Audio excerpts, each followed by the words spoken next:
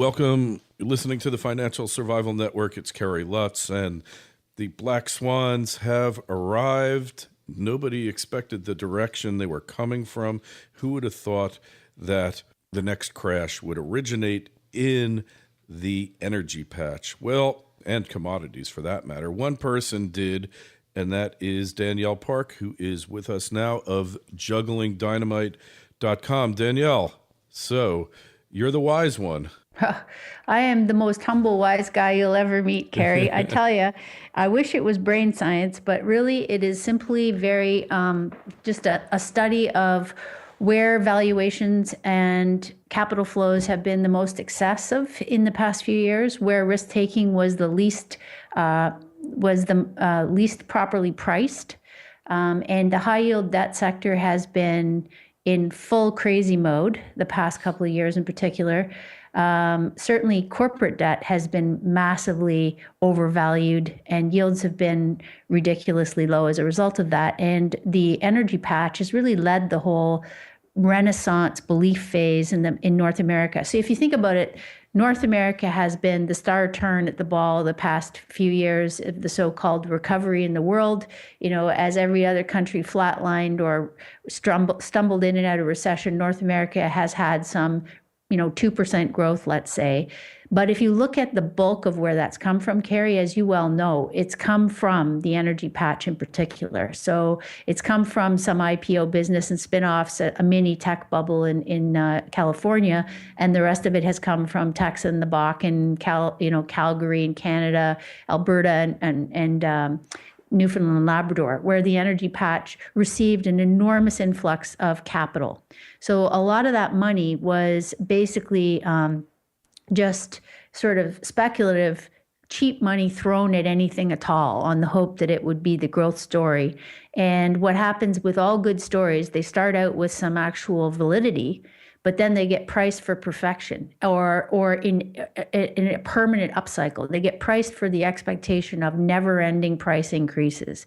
And of course, therein lies the demise because, of course, nothing goes straight up forever. And the more overvalued things become, the more leverage in this particular sector or markets, the more susceptible they are to a shock of any kind.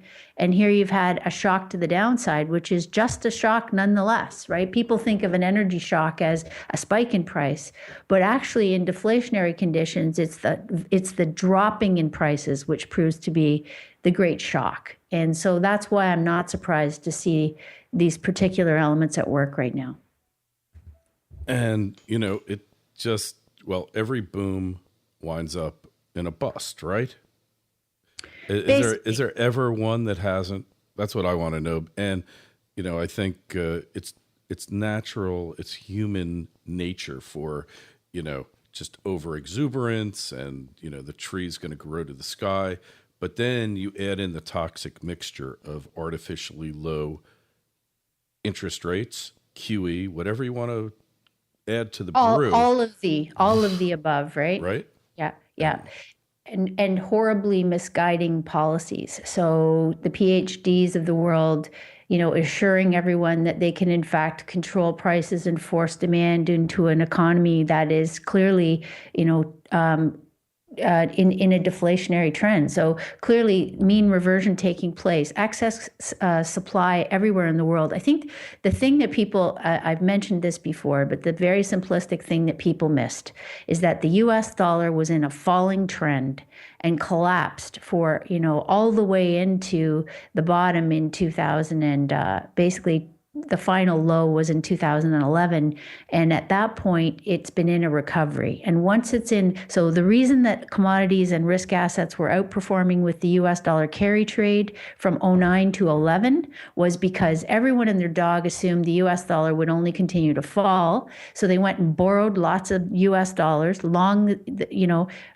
borrowed in the US dollar to invest in everything else or speculate in everything else. So you saw it's essentially the same as shorting the US dollar because they were borrowing in it, going long these other things.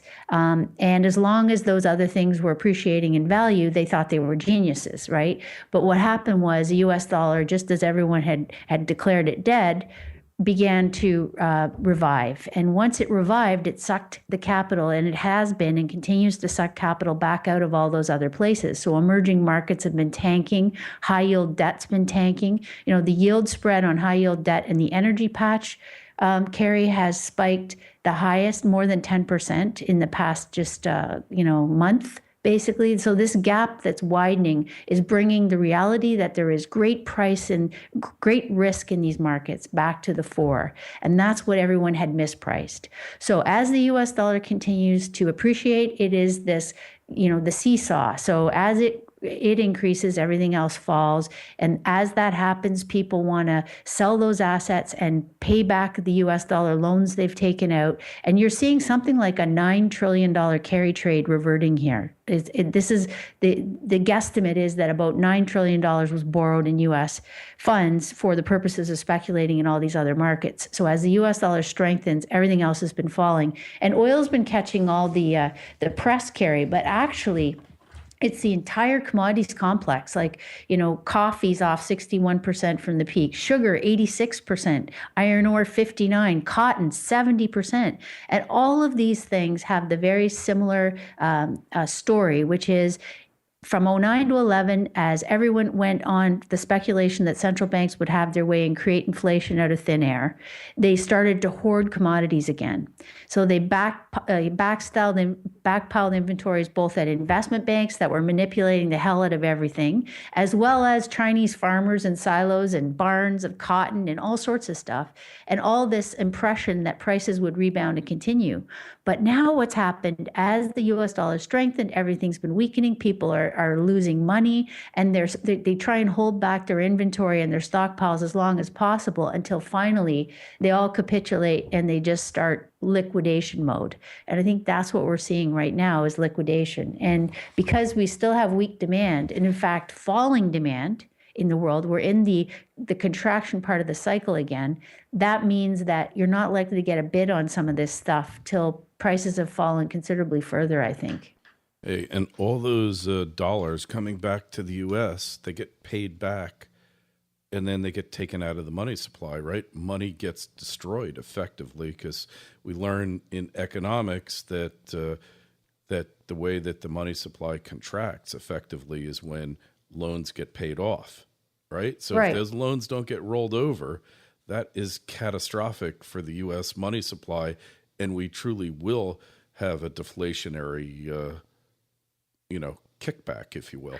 Well, the U.S. money supply in terms of velocity of money has already been plunging throughout this whole episode, right? Mm-hmm. This is nothing to do with actually organic demand.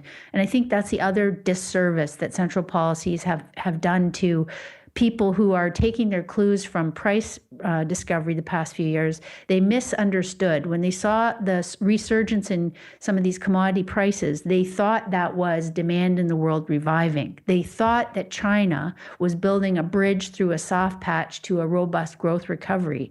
And in fact, that has not happened, right? So you see China, growth from 2007 down 40%, even in the so-called recovery.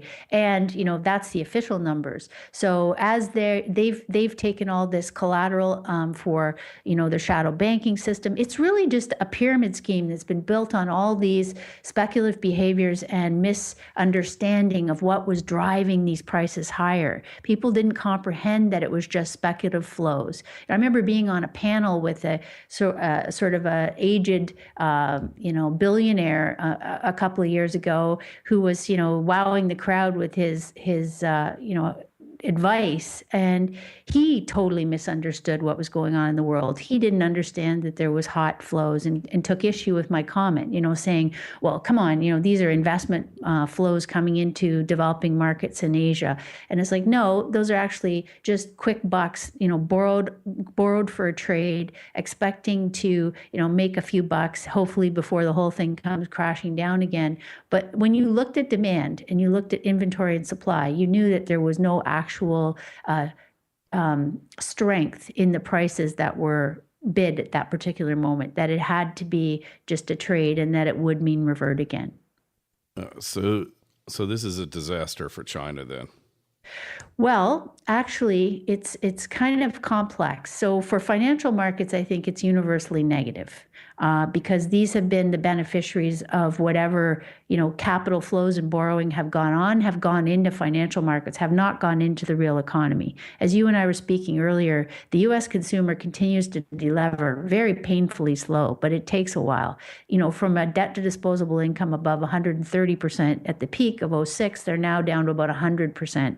The average long-term mean of that is 65%. It is in Canada as well. So I think the deleveraging cycle continues. So there's going to be no real robust growth coming from Western consumers, and double that for for Japan, and double that for Europe.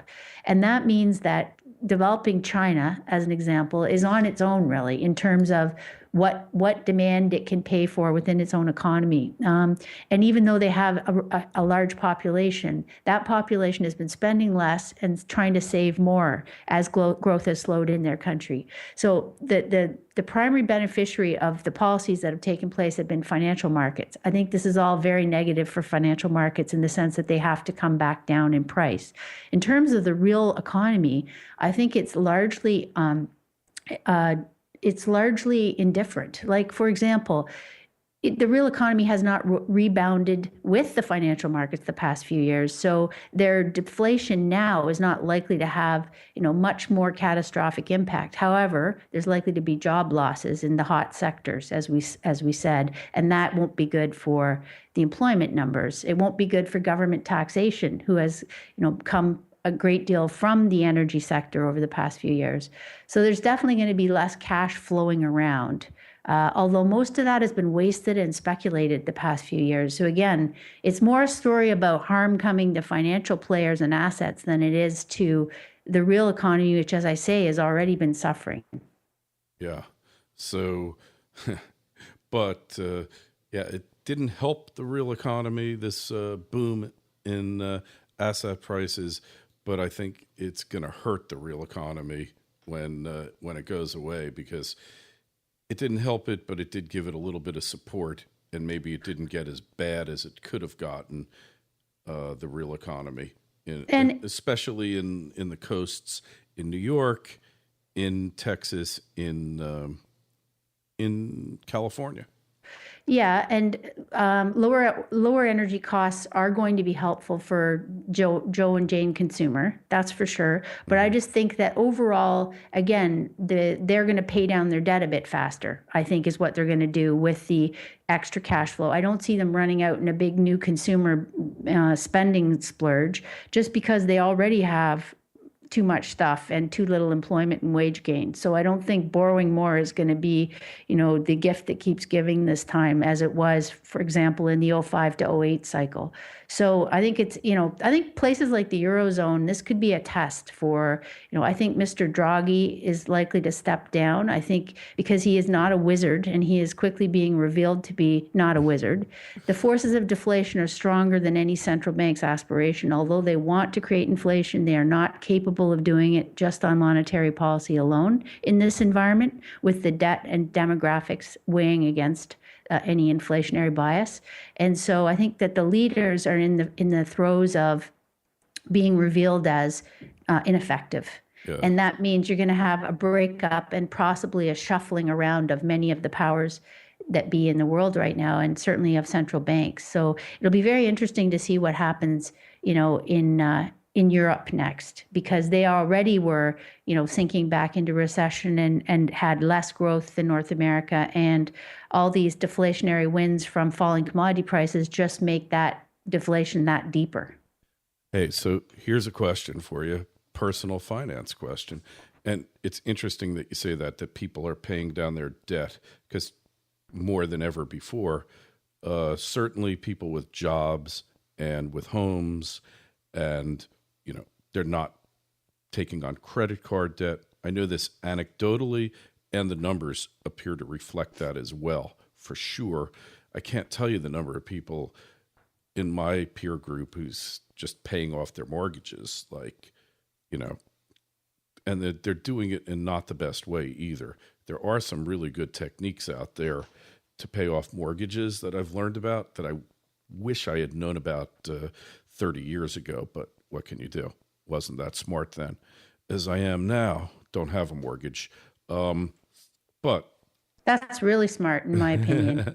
The best mortgage is the one you don't have. but And this is how Americans got really caught up in the financialization and the nonsense that was being sold to them from their banking cohort.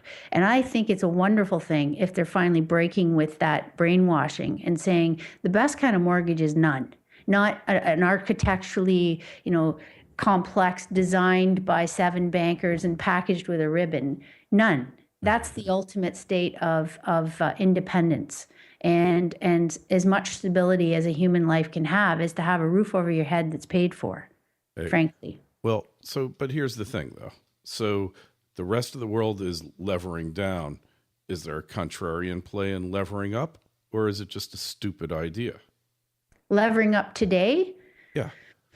Well, it really depends on the individual. So if you have a good down payment, if you have a steady stream of income, if you can lock in a term at a very low rate in a property that you want to live in for, say the next 10 years, then I think that you can, rates are very low to borrow money. There's no question about that. But if you're looking at speculative, flipping things, I think your risk is high, and it depends on the individual circumstances. But generally, most people that I meet, and I mean even the ones that are making a really good income, the best answer when I look at all their facts is to pay off their debt as fast as possible. Before you even get to, quote, investing, try and get your debt to zero and your house or your accommodation. I mean, and not everyone has to buy. Maybe you just rent and save, money that you might otherwise have used for a house. But it's the levering up to invest thesis that's it's been so abused in the past few years. And all it does is it assures that people will suffer losses as asset prices come back down. So real estate, we looking at another hit in the U.S. for it? Well, certainly in Canada, we're way, way overdone.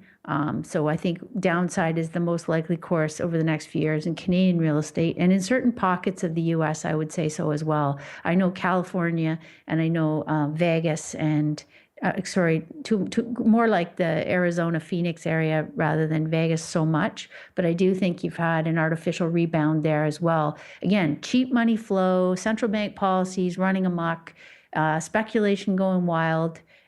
You've had inflation in asset values beyond what is reasonably bearable by the average working person, and I think that's where the risk comes in. Okay. Well, all great points, and probably are opportunities to use some leverages if you can buy those assets at a real discount. Which there's definitely going to be some fire sales out there, Danielle. No question about it. Absolutely. I mean, I am quite excited about the mean reversion process because for when you're prepared for it, it presents value. And we've been living in a world with very little value options now for the past 3 years for sure. Like just nothing really attractive to buy. And the good news is the price reversion is happening really quickly right now. And who knows, within the next year, we could get some fantastic opportunities, which is encouraging. Hey, and when you bring up value, so value investing in the stock market, like you're like the Maytag repairman there. Nobody is into value investing, and there's like no call for it. And you can look through those sectors, particularly the mining sector, where those companies have been decimated. So you think we're looking at a return to value investing with above average returns in that? When the world has stopped talking about how quickly prices are rising and starts focusing on how much income they're receiving for the risk to their capital, you'll know we're at the next sort of secular shift again. So right now, we're still all about capital gains and very little about income. Although, as I say, some of this repricing in the high yield debt space is happening really quickly. I think it probably has to fall another 15% or so. But by that point, for example, some of that high yield debt, you'll be able to pick it up with yields more than 10%. Now, that is the kind of assets worth holding that give you some reasonable reward for the risk to your capital. But that stuff was all priced as if if it was, government of Canada or US debt in the past couple of years. It made no sense. So I agree with you. I actually find it hysterical. We've got a whole financial industry that are trying to convince everyone that they're so intelligent and disciplined and value, and it's an absolute farce because using a valuation discipline, you've been able to buy very little the past couple of years. You'd be in cash. If you were a Dodd-Graham investor, you'd be 110% in cash, let's face it. And no question about that. So then we get to like dividend yields and dividend plays, which, you kind of have a few of them, but not a whole heck of a lot because 2% is a good dividend on a stock now. So we're going to see more of that as well then, right? Yeah. So long-term dividend yields, when you're at a secular low in pricing for assets like that, you get dividend yields of 8 and 9%. And that's when you're into a more of an investment climate than a pure crazy casino speculation. And right now we're still in the crazy casino, but they're coming the right way. I mean, a lot of the debt that we've been watching has fallen 10 to 20% in price already just in the past couple of months. Many energy companies, as we said, are down over 40% in the last 3 months, sort of in the last 6, but a lot in the last 3. So this stuff is happening. And, it's just a question of having the patience to wait for the pricing and not being in stuff that's falling. Because if you're sitting there in the stuff that's falling, you're psychologically eroded by the day, not to mention your liquidity and your wealth is plunging. I mean, that's in my view, a crazy way to approach this, but I'm afraid that's how most people do it. And then when they hit their pain threshold, they finally freak, sell everything. At the wrong time. And then don't want to go back in when prices present finally at the greatest opportunity. So we try and do it the exact opposite of that. Yeah, but governments still have a debt problem that is going to have to be dealt with at some point. It's not being dealt with now. They're going to put it off to the last possible minute. And all this QE and everything else was partly about dealing with that as well. Extending, absolutely. Yeah, so it was all about extending for the banking system. Yeah. So what are we going to do about that? I mean, when do we get serious? Are we going to get serious? Or are we just going to let this thing collapse? Because at some point, entitlements, everything else, it's got to be dealt with. Because if not, the alternative is going to be a lot worse than some politicians losing their jobs. Yeah, well, there's going to have to be restructuring far and wide. So I think that, what I believe will happen is that the next wipeout in risk markets, as it unfolds here, will take away the talking stick from the false prophets, the people who have been leading us down the wrong path and telling us that we could fix debt with more debt.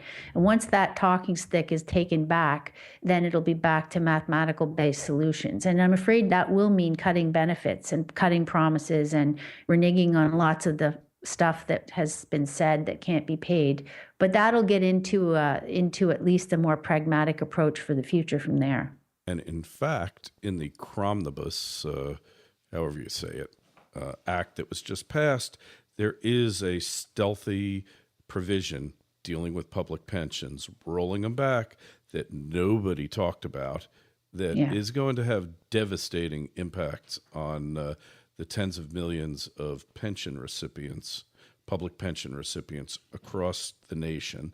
You can't just deal with these issues, without a public debate. In fact, in the U.S., we haven't had a public debate about any important issue except the liberalization of marijuana laws in 25 years. So, public debate is dead in the U.S. I don't know about Canada. I can't speak for you guys, but it seems to be an alarming trend across the world in the so-called democracies. No more public debate about anything that matters. And how do you solve problems when there isn't a debate, where there's just a left versus right attack, personal attack, and if that doesn't work, heap on more personal attacks. Right. That's not the way to solve problems. No, and the bankers have been in charge, let's face it. And the bankers wanted inflation because it's the right thing for people to continue, incent people to continually borrow. And that's their whole business model. They've wanted to have backstops from the public purse. They wanted to have unfettered derivative markets. And frankly, they've got it. There's something like $700 trillion now of derivatives in the world. So these are zeros that'll never be paid, that have to be rationalized down and cross canceled off eventually. So that's what I mean. The other thing they slipped in that bill, as you know, Kerry, was this Citigroup literally drafted this provision to say that the taxpayers could backstop the derivatives market. So that's a really insidious fact that they slipped that in. Now, they are in charge of Congress and everything that's going on there. So that's why I say I think this next collapse in asset prices will remove them from the podium. And I think what's happened in the past few years is people were placated by free money, where people got homes and things and cars, with no money down. So they felt they were getting something as well. So it's kind of like, well, that guy's a crook and he's ripping off this and that. But as long as I'm getting my piece, I'm okay. I'm comfortable in my house. Why would I cause a fuss?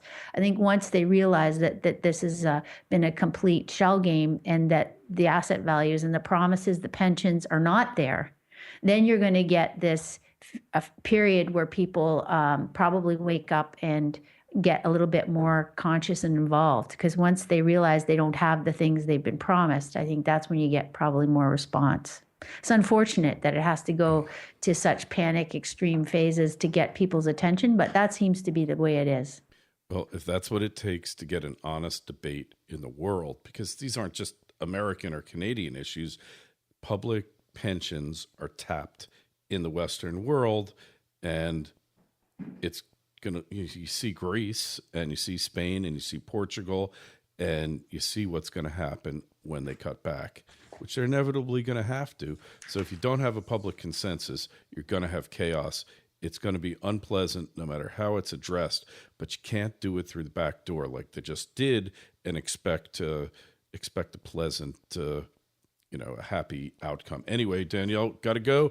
Find Danielle's work at jugglingdynamite.com. She's had some amazing articles recently, and we didn't have a chance to even discuss that great fraud about the 17-year-old purportedly making $72 million. You nailed it right away. I admit I wanted to believe, but I knew it wasn't right. I just did the math in my mind, and hey, when I wasn't a real serious teenager, but there's just nobody I ever knew that could have done it. And there were kids who were like really mathematically gifted, couldn't do it. There's no way he could have, and it's been exposed, but it was really good reading it for a while. Anyway, jugglingdynamite.com, read Danielle's work. It's well worth your effort. And financialsurvivalnetwork.com. Go there, get the latest news, what they're not telling you, really important. Sign up for a newsletter. Danielle, we will talk to you in a couple weeks. Be well, and Merry Christmas, Happy New Year. You too, sir.